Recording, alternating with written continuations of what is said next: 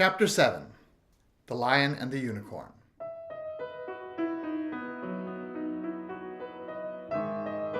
The next moment, soldiers came running through the wood, at first in twos and threes, then 10 or 20 together, and at last in such crowds that they seemed to fill the whole forest. Alice got behind a tree, for fear of being run over, and watched them go by. She thought that, in all her life, she had never seen soldiers so uncertain on their feet. They were always tripping over something or other, and whenever one went down, several more always fell over him, so that the ground was soon covered with little heaps of men. Then came the horses. Having 4 feet, these managed rather better than the foot soldiers, but even they stumbled now and then, and it seemed to be a regular rule that, whenever a horse stumbled, the rider fell off instantly. The confusion got worse every moment, and Alice was very glad to get out of the wood into an open place, where she found the White King seated on the ground, busily writing in his memorandum book. "I've sent them all," the king cried in a tone of delight on seeing Alice. "Did you happen to meet any soldiers, my dear, as you came through the wood?" "Yes, I did," said Alice. "Several thousand, I should think." 4,207, that's the exact number, the king said, referring to his book. "I couldn't send all the horses, you know, because 2 of them are wanted in the game. And I haven't sent the 2 messengers either. They're both gone to the town. Just look along the road and tell me if you can see either of them." "I see nobody on the road," said Alice. "I only wish I had such eyes," the king remarked in a fretful tone. "To be able to see nobody, and at that distance too. Why, it's as much as I can do to see real people by this light." All this was lost on Alice, who was still looking intently along the road, shading her eyes with one hand. "I see somebody now," she exclaimed at last. "but he's coming very slowly, and what curious attitudes he goes into." For the messenger kept skipping up and down and wriggling like an eel as he came along, with his great hands spread out like fans on each side. "Not at all," said the king. "He's an Anglo-Saxon messenger, and those are Anglo-Saxon attitudes. He only does them when he's happy. His name is Heya." He pronounced it so as to rhyme with maid. "I love my love with an H. Alice couldn't help beginning. Because he is happy. I hate him with an H, because he is hideous. I fed him with ham sandwiches and hay. His name is Heya, and he lives." "He lives on the hill," the king remarked simply, without the least idea that he was joining in the game, while Alice was still hesitating for the name of a town beginning with H. "The other messenger's called Hatter. I must have 2, you know, to come and go. 1 to come and 1 to go." "I beg your pardon?" said Alice. "It isn't respectable to beg," said the king. "I only meant that I didn't understand." said Alice. "Why 1 to come and 1 to go?" "Don't I tell you?" the king repeated impatiently. "I must have 2, to fetch and carry. 1 to fetch and 1 to carry." At this moment, the messenger arrived. He was far too much out of breath to say a word, and could only wave his hands about and make the most fearful faces at the poor king. "This young lady loves you with an H," the king said, introducing Alice in the hope of turning off the messenger's attention from himself. But it was no use. The Anglo-Saxon attitudes only got more extraordinary every moment, while the great eyes rolled wildly from side to side. "You alarm me," said the king. "I feel faint. Give me a ham sandwich." On which the messenger, to Alice's great amusement, opened a bag that hung round his neck and handed a sandwich to the king, who devoured it greedily. "Another sandwich," said the king. "There's nothing but hay left now," the messenger said, peeping into the bag. "Hay, then," the king murmured in a faint whisper. Alice was glad to see that it revived him a good deal. "There's nothing like eating hay when you're faint," he remarked to her as he munched away. "I should think throwing cold water over you would be better," Alice suggested. "or some sal volatile." "I didn't say there was nothing better," the king replied. "I said there was nothing like it," which Alice did not venture to deny.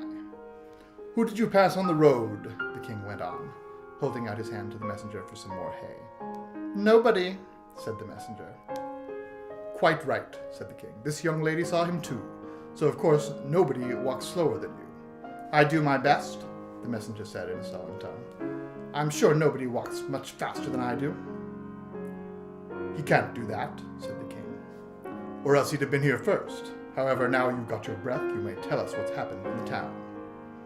"I'll whisper it," said the messenger, putting his hands to his mouth in the shape of a trumpet and stooping so as to get close to the king's ear.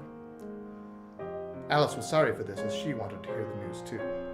However, instead of whispering, he simply shouted at the top of his voice, "They're at it again!" "Do you call that a whisper?" cried the poor king, jumping up and shaking himself. "If you do such a thing again, I'll have you buttered.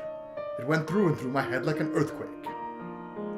It would have to be a very tiny earthquake, thought Alice. "Who are at it again?" she ventured to ask. "Why, the lion and the unicorn, of course," said the king. "Fighting for the crown?" "Yes, to be sure," said the king. "And the best of the joke is, that it's my crown all the while. Let's run and see them." And they trotted off, Alice repeating to herself as she ran the words of the old song. The lion and the unicorn were fighting for the crown. The lion beat the unicorn all around the town. Some gave them white bread, some gave them brown, some gave them plum cake and drummed them out of town. "Does the one that wins get the crown?" she asked, as well as she could, for the run was putting her quite out of breath. "Dear me, no," said the king. "What an idea." "Would you be good enough?" Alice panted out, after running a little farther.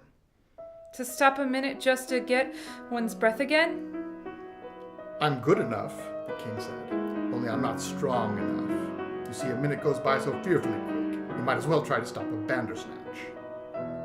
Alice had no more breath for talking, so they trotted on in silence till they came in sight of a great crowd, in the middle of which the lion and the unicorn were fighting. They were in such a cloud of dust that at first Alice could not make out which was which, but she soon managed to distinguish the unicorn by his horn. They placed themselves close to where Hatta, the other messenger, was standing watching the fight, with a cup of tea in one hand and a piece of bread and butter in the other. "He's only just out of prison, and he hadn't finished his tea when he was sent in," Hay whispered to Alice. "And they only give them oyster shells in there, so you see he's very hungry and thirsty. How are you, dear child?" he went on, putting his arm affectionately around Hatta's neck. Hatta looked round and nodded, and went on with his bread and butter. "Were you happy in prison, dear child?" said Hea. Hatta looked round once more, and this time a tear or two trickled down his cheek. Not a word would he say. "Speak, can't you?" Hea cried impatiently, but Hatta only munched away and drank some more tea. "Speak, won't you?" cried the king. "How are they getting on with the fight?" Hatta made a desperate effort and swallowed a large piece of bread and butter. "They're getting on very well," he said in a choking voice. "Each of them has been down about 87 times. "Then I suppose they'll soon bring the white bread and the brown?" Alice ventured to remark. "I'm waiting for him now," said Hatta. "This is a bit of it as I'm eating." There was a pause in the fight just then, and the lion and the unicorn sat down panting, while the king called out, "10 minutes allowed for refreshments." Hea and Hatta set to work at once carrying trays of white and brown bread. Alice took a piece to taste, but it was very dry. "I don't think they'll fight any more today," the king said to Hatta. "Go and order the drums to begin." And Hatta went bounding away like a grasshopper. For a minute or two, Alice stood silent, watching him. Suddenly she brightened up. "Look, look!" she cried, pointing eagerly. "There's the White Queen running across the country. She came flying out of the wood over yonder. How fast those queens can run!" "There's some enemy after her, no doubt," the king said, without even looking round. "That wood's full of them." "But aren't you going to run and help her?" Alice asked, very much surprised at his taking it so quietly. No use," said the king. "She runs so fearfully quick. You might as well try to catch a bandersnatch. But I'll make a memorandum about her if you like. She's a dear, good creature," he repeated softly to himself, as he opened his memorandum book. "Do you spell creature with a double E?" At this moment the unicorn sauntered by them with his hands in his pockets. "I had the best of it this time," he said to the king, just glancing at him as he passed. A little," the king replied, rather nervously. "You shouldn't have run him through with your horn, you know." "It didn't hurt him," the unicorn said carelessly, and he was going on when his eye happened to fall upon Alice. He turned round instantly and stood for some time looking at her with an air of the deepest disgust. "What is this?" he said at last. "This is a child," Hea replied eagerly, coming in front of Alice to introduce her, and spreading out both his hands toward her in an Anglo-Saxon attitude. "We only found it today. It's as large as life and twice as natural." I always thought they were fabulous monsters, said the unicorn. Is it alive? It can talk, said Hea solemnly. The unicorn looked dreamily at Alice and said, Talk, child. Alice could not help her lips curling up into a smile as she began. Do you know, I always thought unicorns were fabulous monsters too. I never saw one alive before. Well, now that we have seen each other, said the unicorn, if you'll believe in me, I'll believe in you. Is that a bargain? Yes, if you like, said Alice. Come, fetch out the plum cake, old man, the unicorn went on, turning from her to the king. None of your brown bread for me. Certainly, certainly, the king muttered, and beckoned to Hea. Open the bag, he whispered. Quick, not that one, that's full of hay.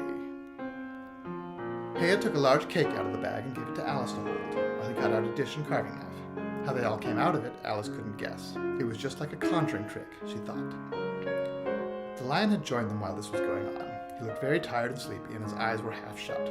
What's this? He said, blinking lazily at Alice, and speaking in a deep, hollow tone that sounded like the tolling of a great bell. Ah, what is it now?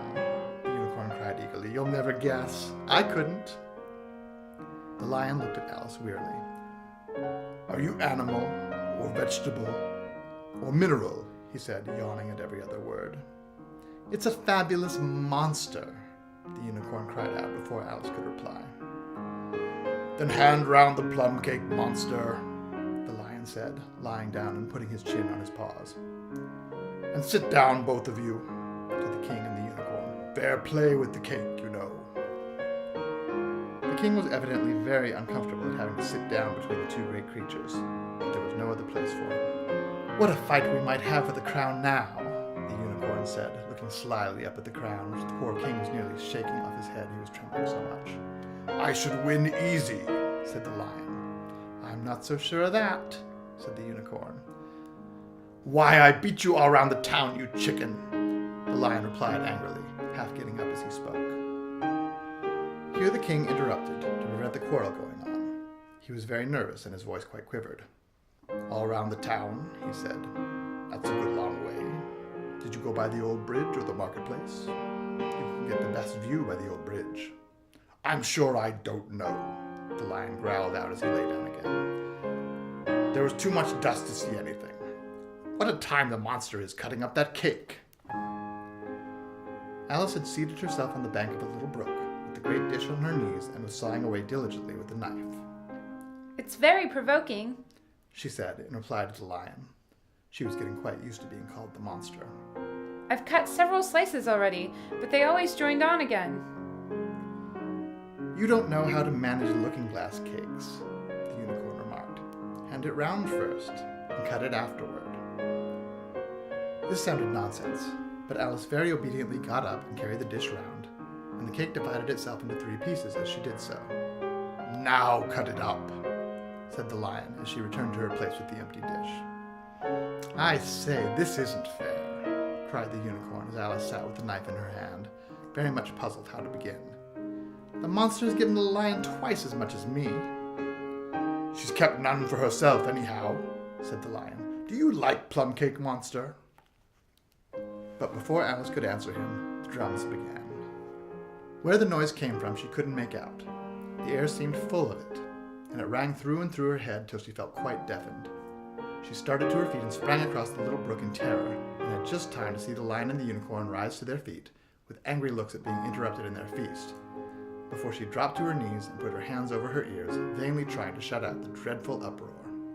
If that doesn't drum them out of town, she thought to herself, nothing ever will.